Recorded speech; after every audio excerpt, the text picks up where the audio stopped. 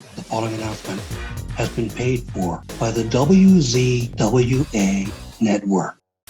Hello, everyone, and welcome to the WZWA Network, and welcome to my review show here of Impact Wrestling and New Japan Pro Wrestling's Multiverse United 2 from the 2300 Arena on August 20th, 2023, in front of only 665 fans. That's it. That's crazy. I can't believe a show like this could only pull 665 fans. Like it's not a bad number, trust me. But man, you would think that they would be able to, like, I don't know, 1,000 fans. How many people can fit in 2300 Arena? Let's look. 2300 Arena capacity. I want to check this out because 1,300 people's the capacity, apparently.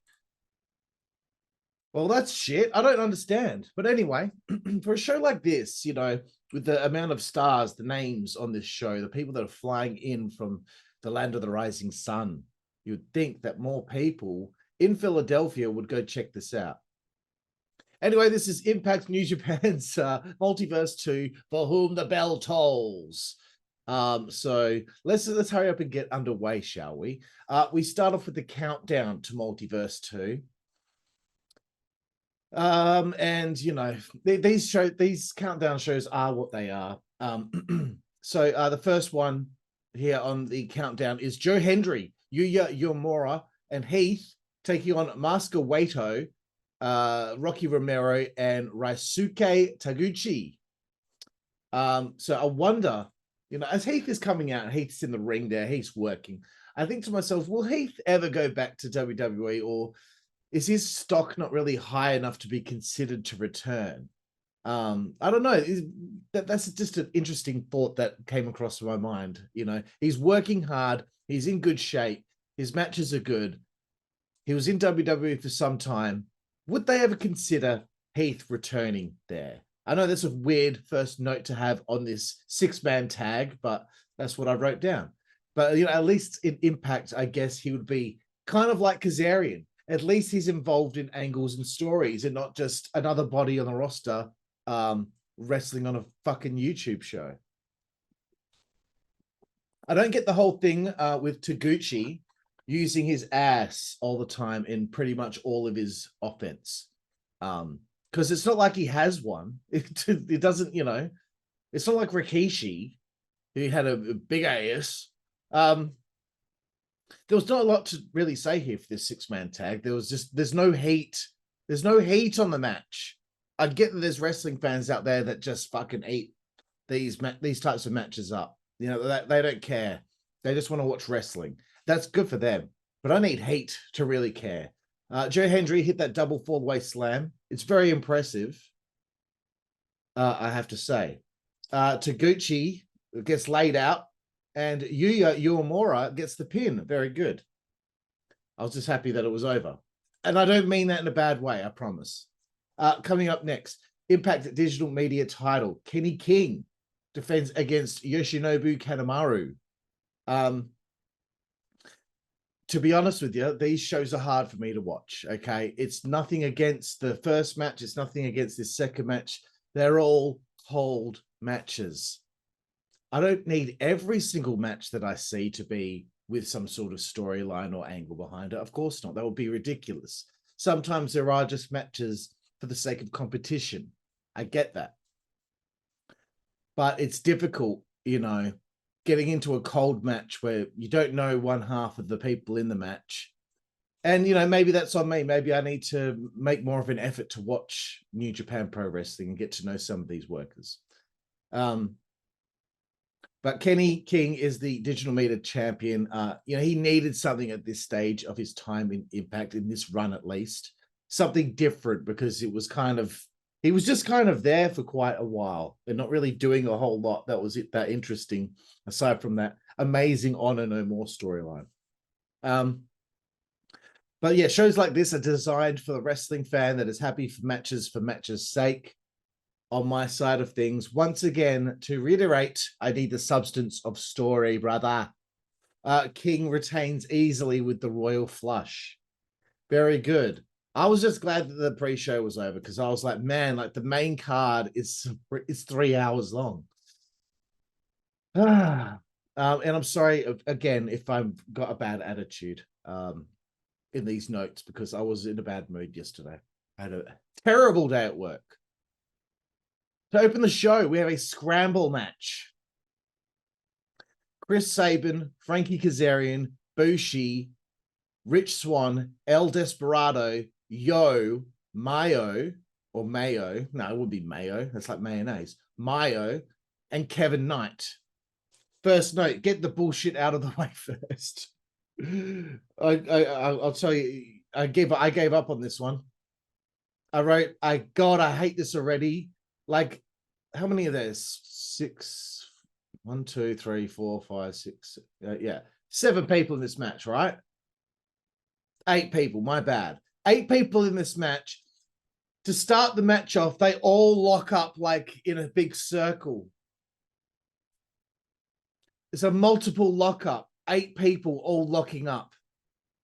Like almost like when you're in a huddle in a sports game. And the people were clapping for it. And I'm like, fuck, man, no one would do this in real life. I know, it's wrestling. I know. I shouldn't take it so seriously. I know. But I don't care, man. I hate shit like this. I knew when I saw this match on the card, I knew it would be full of bullshit. And I'm sorry. That's just how I feel. I don't mean to get worked up. I really don't care that much. It might seem like it.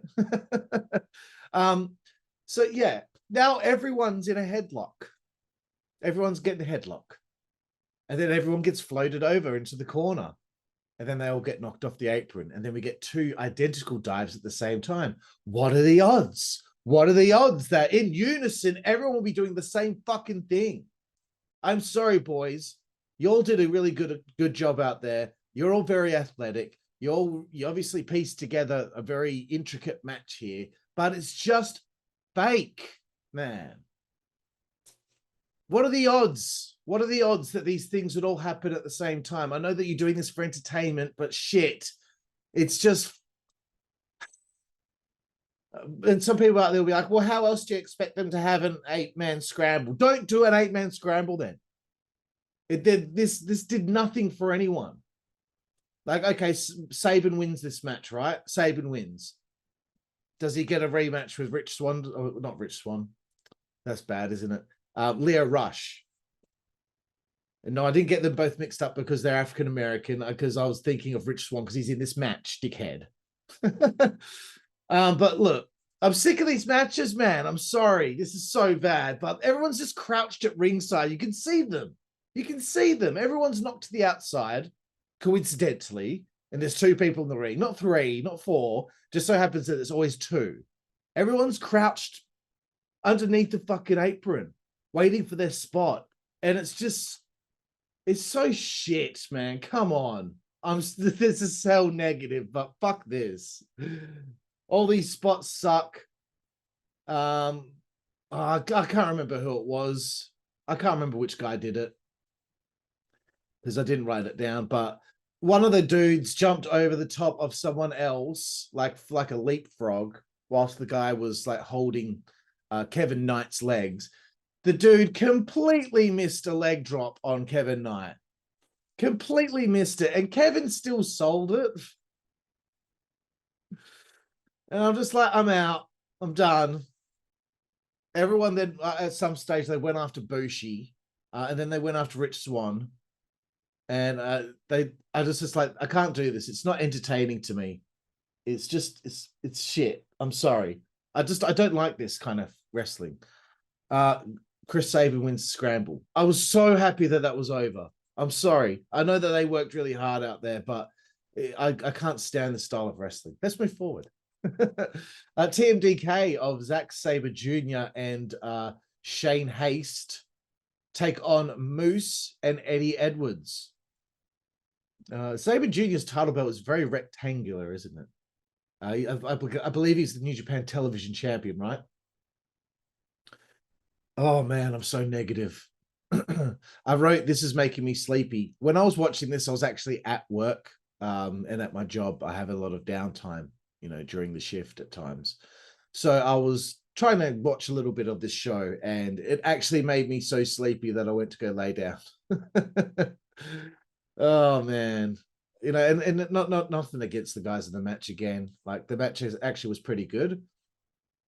It's just this again, there's no heat. You know, it's weird. I've known Shane since I was like 14 years old. So it's weird watching him like wrestle and like it's not like we talk all the time. I don't think I've seen him in person and talked to him in person in I don't know, 15 years, 20. I don't know. I don't know. It's been a long time. No, it wouldn't be 20 years. So I guess it would have been maybe 10. Okay. Like anyone who gives a shit, Carl, who gives a shit? No one cares.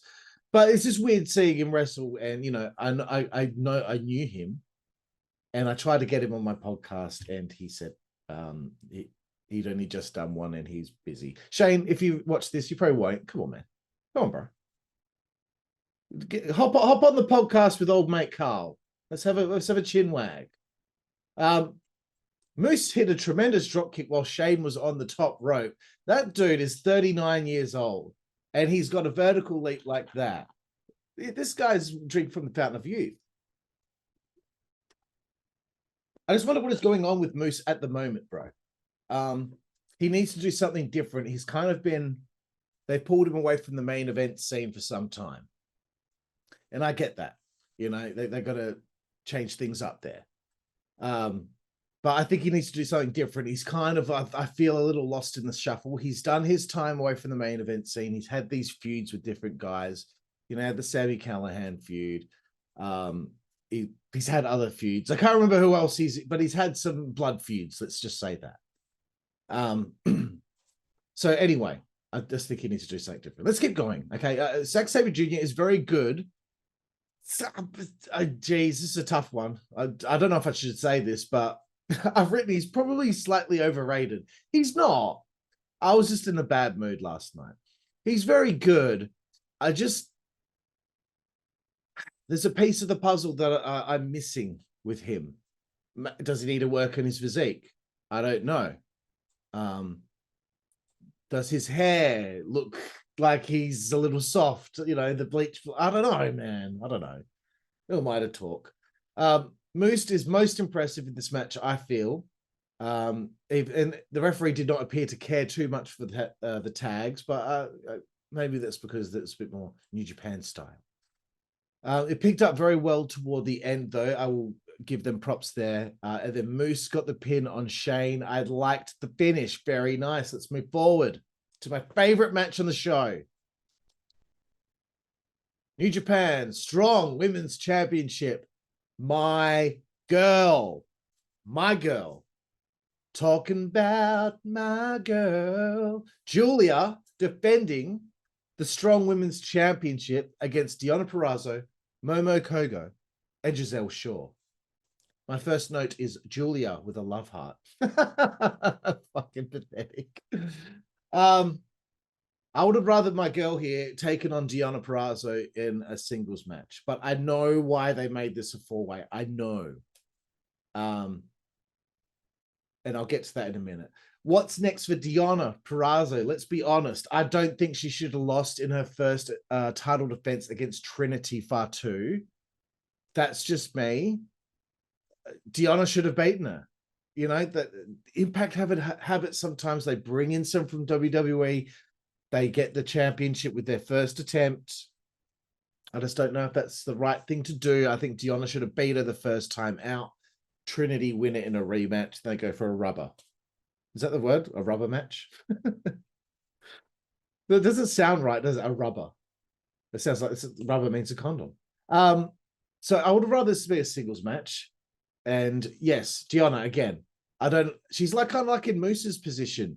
You know, she's a threat. She's a former champion, but they're going to pull people away from the title for a little while and keep them busy doing other things. You know, it's difficult. I understand. This is Giulia's US debut. And I bet anyone who hasn't seen her before is already in love with her from her entrance because, come on, she's cute. She's cool. Her hair's awesome. She's got great fashion. One thing that I want to talk about, this is hilarious, man. So, on Twitter, Impact Wrestling were promoting the show, promoting Giulia's WWE, promoting Giulia's United States debut. And this fan went on one of the posts and he's tagging in Tony Khan and he's saying, how can you guys let this happen? Did he tag the Young Bucks as well? I don't know. How can you guys let this happen? You mean to tell me Giulia's US debuts in Impact? You really dropped the ball on this one, Tony. Why is it? Maybe because the guy who owns Stardom doesn't trust Tony Khan. That's why Stardom haven't done anything with AEW yet. If you look at those Forbidden Door shows, look at who the top New Japan guys always lose. And when the AEW guys lose, it's someone who it doesn't really matter that they lost. Trust me. Look at it. It's clear as day. I don't think that Forbidden Door show does anything to help New Japan Pro Wrestling whatsoever. It's just to make Tony look good. And he's opened the Forbidden Door. It's not forbidden anymore, mate. But anyway, I found it funny that the fan was bitching at Tony. The tag, like Tony's going to read it and respond. Fuck you, Mark. Gisele Shaw was put in this match. She has to prove she belongs, right? I'm not saying that for, that because I think Gisele's not very good. I'm just saying, like, when you compare her to Deonna and Giulia, how they're kind of main event champion level. Gisele has yet to win a world title. Some might be like, why is she in this match? Shouldn't we leave it to, the real main event type talent? But anyway, she did start to show that she belonged. She was showing that new aggression that she brought throughout 2023 so far. Momo hit a great crossbody to the outside, and such a shame though. Gisele kind of undid all of her hard work early in the match by trying to do it's like one of those dives where they dive over the top rope and they kind of like spin to the side for like a crossbody. It's hard to explain, but she completely missed it. She hit the ring apron. I bet she was pissed off about the botch. I bet. Soon after, she cops this sweet double underhook suplex off the top rope by my girlfriend, Giulia. I felt very invested in this match. Then Gisele kind of, she had undone kind of her hard work from earlier in the match with the botch, but then she nailed this sweet Spanish fly on Deonna Purrazzo. And I thought to myself, okay, like you belonged in this match, Gisele. You nailed it. Queen's Gambit on Giulia, kick out by my honey bunch. Then a Northern Lights bomb. For the win, Giulia retains the title, and Gisele was the one that ate the pin. So that kind of makes me think, okay, I think she was put in there to eat the pin because they probably didn't want Deonna to lose or get pinned in this matchup. And the Stardom side of things probably didn't want one of their ladies to be pinned. So someone had to eat the pin. Momo attacks Giulia after the match. I think it gets hit with a glorious driver. She's laid out, and the fans show some appreciation to Giulia, as they should, because she is a queen. Coming up next, Douki taking on Sami Callihan. Sami gets on the microphone. He says, they're in the 2300 arena. He wants it to get extreme. And I was like, yes, we need that shit, bro. Give me the palate cleanser. Give me the palate cleanser. That's exactly what I'm looking for here. He asks Douki if he wants to get extreme, get hardcore. And I just love that he, in his broken English, yelled, yes, bitch. Fantastic. We get early on into the proceedings of the matchup. Sami Callihan has an 8x10 of himself. And he does a paper cut to Douki on the webbing of his finger and then his armpit. I really like that spot, something different. We got an exploder onto an opened chair by Sami Callihan. This is what we needed, dude. We needed something a little bit with a different flavor to it. We kind of got that with the ladies match, but look at this show. Look at this show. On the countdown show, we had one singles match. Everything else is a freaking tag match or a multi-man match. Fuck, it's annoying, bro. I don't like it. Maybe they're trying to get more people on the show, but fuck. Like the AEW All In card, there's too many multi-man or tag matches. Fucking hell, give me some singles matches. We're getting one here. Thank you. Douki was doing very good. I like his educated feet, as Jim Ross would say.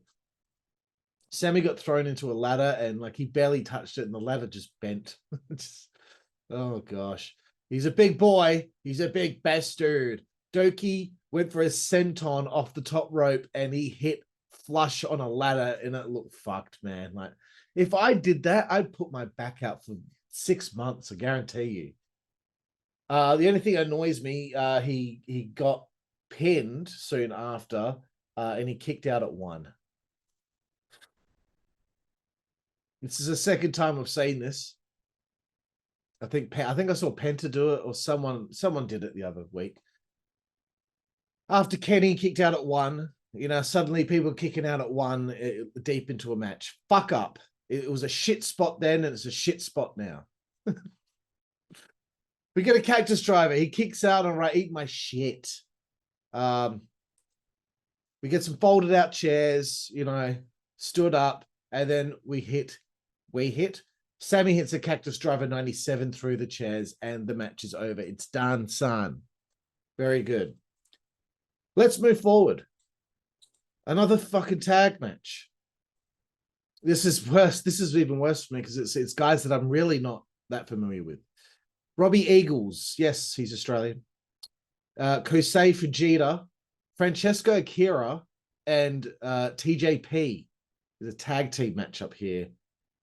Oh man, I wrote first note I wrote was not interested. I wasn't. It's nothing against the guys who worked hard in this match. Again, I was just like, man, it's hard to get into a cold match. Aussie, oi, oi, oi. How stupid and moronic is our chant that we have for ourselves here in Australia? Aussie, Aussie, Aussie, oi, oi, oi. Aussie, oi, Aussie, oi, Aussie, Aussie, Aussie, oi, oi, oi. What the fuck? What moron came up with that? You know how dumb that makes us look? Aussie, Aussie, Aussie. Fuck off. Okay, let's continue on. Robbie Eagles, he's come a long way from backyards in New South Wales. Yep, I know where you come from, bro. I come from the same yard as you. I wrote, I don't even know what notes to give here. What do you want from me? You want me to quote moves? Well, what am I, like a clown to you? Do I got a big red nose like Bobo the Clown? No, you want me to work for you like that? You think I'm funny? You want me to be informative on wrestling moves? No one cares. No one cares. Oh wow, he hit a frog splash. That's really interesting, Carl. Thanks for that note. Which is my next note, actually. TJP hit a big-time frog splash, and I thought that was it. Fujita then hit a belly-to-belly suplex on whoever it was, and I thought that might have been it. So the finish, that kind of got my interest because there were a few nice near falls. There was like a 3D, but instead of a cutter, it's an X Factor by someone. I don't even remember who won. There's double knees that take place and the match was over. I think TJP and Francesco won this. I'm pretty sure TMDK did not win a match on this show. If I'm wrong, that's going to be really bad. Impact, Multiverse United 2. Cage match. Sorry, everyone. Like anyone's still watching at this point. Yes, Catch 22, the team name. Yes, they did beat TMDK. So TMDK over 2 on this show. You've got an issue. How about a tissue? Mike Bailey gets an interview backstage. That's the only interview we had on the whole show. Mike Bailey. You serious? Is there no one else that could have cut a promo for this show? Anyway, let's move forward. 12-man tag. The Bullet Club versus the world.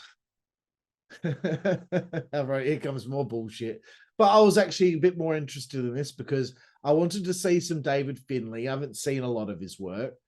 Then PCO come out, and I'm like, well, okay, now I'm interested. And this finally answers my questions as to if Ace Austin and Chris Bay are still in the Bullet Club, because they've been tagging being known as the Austin Bay Club or whatever it was. So they are still with the Bullet Club. So Josh Alexander was in this. I'm like, okay, here we go. Here we fucking go. And I wrote, wow, the Bullet Club are the most relevant stable in pro wrestling. Early into this match, the referee had lost control. We've already lost control. PCO was in. Now you have my attention. Alex Coughlin, I can't say his name. Alex Coughlin. That doesn't sound right. Coughlin. He's strong as fuck. And I did dig PCO no selling, because guess what? It suits his character. It's okay that he does it because it suits his character. He's French Canadian Frankenstein. Josh gets in there, you know, he's hitting Germans left, right, and center. He's locking in ankle locks. He's doing Josh Alexander things. People sleep on him so much because he's an Impact guy. I guarantee you. Phantasmo, I'll give him some credit. He was very flush with his stuff on this evening. I totally expect a Bullet Club victory here. PCO dive to the outside. Then he hits a PCO salt. He's maximized his minutes. Sassafras. So that PCO, he maximized his minutes out there. Sassafras, a big bastard, a big old son of a bitch. Finlay with the bomb into a pin whilst there's all crap going on the outside, and he gets the win from that. And the crowd were kind of flat for the finish. Saw that win coming a mile away. 1,000 miles away. Okay, next, a fucking tag match, bro. Trey Miguel, Leo Rush take on Mike Bailey and Hiromu Takahashi. Oh man, I barely wrote any notes for this. Yep, I wrote, I'm going to hate this, because to be honest, I don't really like Leo Rush's matches most of the time. Yeah, I know what happens in them. But what's so bad? Just the issue is that there's been so many multi-man matches already. It's been the same thing that I've seen all show. That's why the women's match felt different. I guess it's because it was the ladies were in the match, so it made it different. And the hardcore match was different, and it was a singles match. But the TMDK Catch 22 match, the TMDK Moose and Eddie Edwards match, they were all like kind of the same match, and it's the same as this one here. There's a lot of no selling of kicks to the skull as usual. Did like the Ultimo Weapon onto a Death Valley driver position. That was pretty hectic. The crowd would love the match, but I was like, eh. And I don't mean to be a dick. Leo Rush ends up winning. He won by grabbing Takahashi's dick. Something involving grabbing his dick got Leo Rush the win. I don't know. I don't remember exactly what happened. But look, I'm sorry, that was a bit of a throwaway, that one for me. I would have rathered, I don't know, if you want to, I would have rathered Hiromu Takahashi take on Trey Miguel. I wouldn't have wanted a tag match. I'm sorry. Okay, let's get to our main event of the evening. We're just about hitting 30 minutes here on this review. The Impact Wrestling World Championship on the line here. Alex Shelley defending against Hiroshi Tanahashi. It just feels like Hiroshi comes over to the US to put people over. It just seems like that's what's on the agenda most of the time. I don't know, bro. It gives away the result of the match when the world title's on the line. Like, you know, Sonata at Emergence is going to retain the New Japan, the IWGP Championship, right? It's obvious. He's not dropping the belt on an Impact Wrestling pay-per-view. It makes me think, what's the point of having title matches? I talk about it with Forbidden Door all the time. Sorry. I talk about it with Forbidden Door. Don't put titles on the line. We know Orange Cassidy isn't losing the international championship at Forbidden Door. We know that Tanahashi's not becoming AEW World Champion over Jon Moxley. We know it's not happening, so don't do it. He gives away the result ahead of time. Anyway, stop. I'll stop. I'm been very negative, and I do apologize again. Because you know what? I would have switched the title here. I would have had Hiroshi drop it back at Emergence, and if I don't know who Alex Shelley's against on that pay-per-view, but I would have made it a three-way. Yes, I would have made another multi-man match, but I would have made it a three-way. And